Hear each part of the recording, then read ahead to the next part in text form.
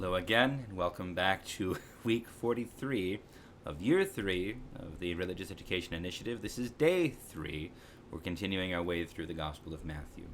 So last time we saw Peter's confession of faith that Jesus is the Son of God and the Christ, and we then saw the Lord rebuke Peter for his pride when Peter told him that he couldn't possibly be about to go to his passion.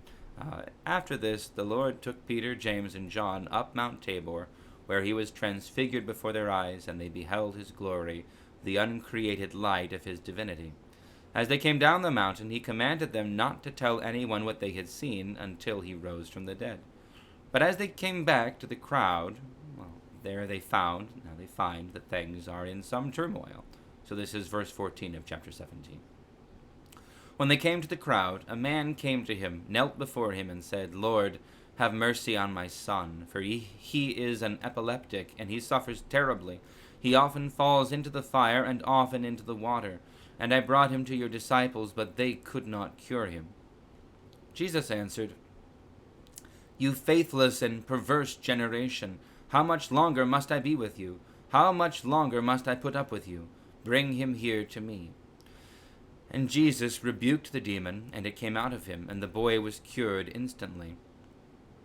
Then the disciples came to Jesus privately and said, "Why could we not cast it out?" He said to them, "Because of your little faith. For truly I tell you, if you have faith the size of a mustard seed, you will say to this mountain, 'Move from here to there,' and it will move, and nothing will be impossible for you."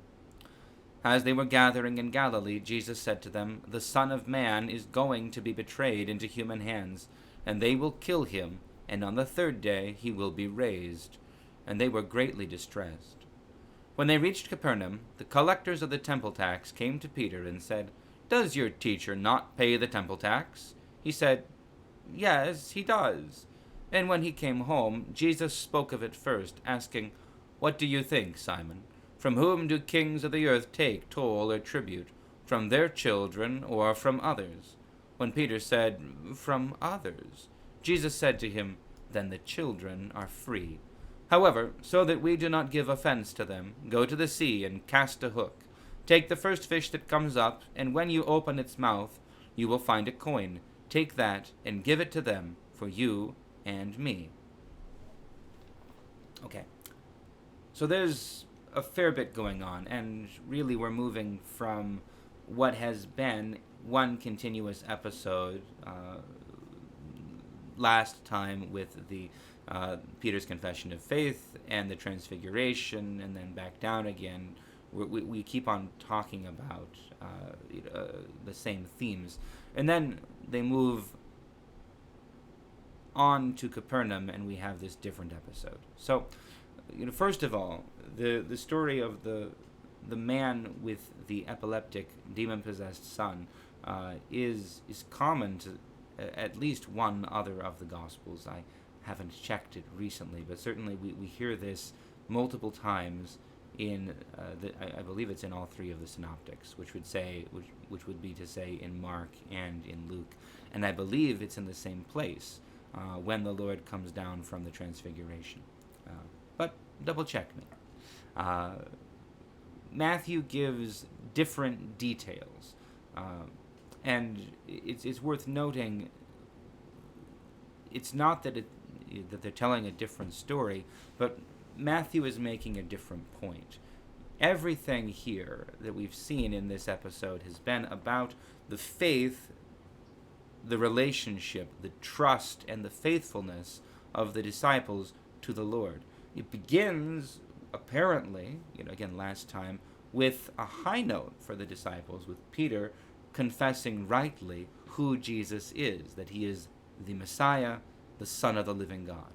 But it continues immediately with Peter messing up and thinking that Jesus is the kind of Messiah who's going to dominate, who's going to exert power, who's going to do violence to those who are evil, or at least those who are oppressing the people of Israel.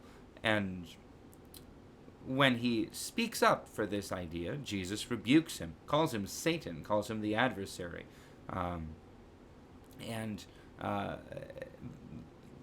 But then, well, soon after, we see again Peter and James and John with him raised up to the heights, because they go up the mountain with Jesus. They behold his glory. They see his divinity, as the hymn says, as much as they can bear. They see Moses and Elijah, and they understand, at least they should understand, who Jesus is.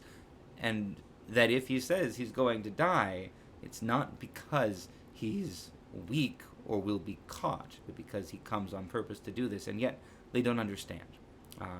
And then when they come down again, they find the rest of the disciples, as we pick up the story this week, having failed. Although they have been given authority to cast out demons, they are unable to cast out this demon. They are unable to heal this child. And the Lord rebukes the demon with a word. And the demon comes out. The boy is cured instantly. And the disciples come to him saying, "What gives? What we do wrong?" And he says, "It's because of your little faith." Now, again, other evangelists include the line, this kind comes out only with prayer and fasting. That's actually been present, if I'm not misremembering, in some of the manuscripts of St. Matthew, but not in the oldest. So it seems like it's added in imitation of Mark, which obscures the fact that Matthew is making a different point. He's not trying to say, and this is how you get faith, which is a helpful lesson for us in the church. He is reflecting rather on the misunderstanding, on the mistake that the disciples are making. Obviously, to build faith, yes, does require prayer and fasting, but it also requires letting go of a faithless and perverse perspective on what kind of work the Messiah, the Christ, comes to accomplish in the world. This, I think, is the point that Matthew is making. He's saying we were too obsessed with this one idea of the Messiah. We could not see what the Lord was revealing to us. We could not receive what he was giving to us. We were so consumed with what we thought it should be. Now, prayer and fasting can be a remedy to that, but also prayer and fasting can be used by people who still have, by us, still holding on to false ideas of who God is and what he comes to do, and can become, instead of tools to build humility and faithfulness and love and trust in the Lord, they can become instruments of pride and arrogance. And therefore, I think that's why Matthew leaves them aside. It's not that they're not helpful, that they're not right, but that by themselves they don't remedy the issue that that Matthew sees the Lord speaking about. And he wants to really emphasize that point. The mind is wrong.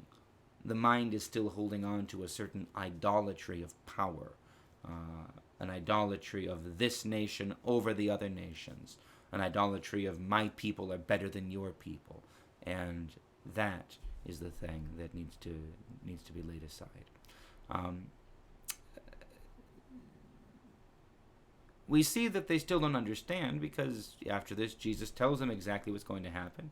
He tells them about the betrayal, reasonable to be concerned about the betrayal. He tells them that they're going to kill him, reasonable to be concerned about that. And he tells them that he will be raised on the third day. And they apparently, it just goes right over their head. They don't get it. It says their response to this is they were greatly distressed. Not, well, at least you'll be raised. Not, what do you mean you'll be raised, Lord? Not, it seems all they hear is, I'm going to die, it's going to fail, everything is going to crash and burn. They're still not getting it. And then there's this piece about the temple tax. We should speak about it effectively, just to say the Lord is, he owes nothing. This temple tax is not something that is established by God or in the law. He's making clear that even in exacting the temple tax, which is something that is exacted by the high priests, by those who are powerful among the Jews, that by taxing the people, they are showing that they hold themselves, the people collecting the tax, they hold themselves to be better, to be separate, that they're not treating the people they're supposed to care for as children. But Jesus is saying, but we are children of God. We are, we're Israelites. We are God's people. We should be free, but so we don't give offense to them. And then he tells Peter how to go and get the money for it. Something like this is going on. Jesus, when he comes before the Sadducees, is without any legitimate offense. They have nothing to bring against him, so they have to bring false witnesses, as we see. Anyway, that's what I think is going on there, but I could be wrong. So that is it, though, for week 43 and for day 3. So God bless you all. We'll see you next week.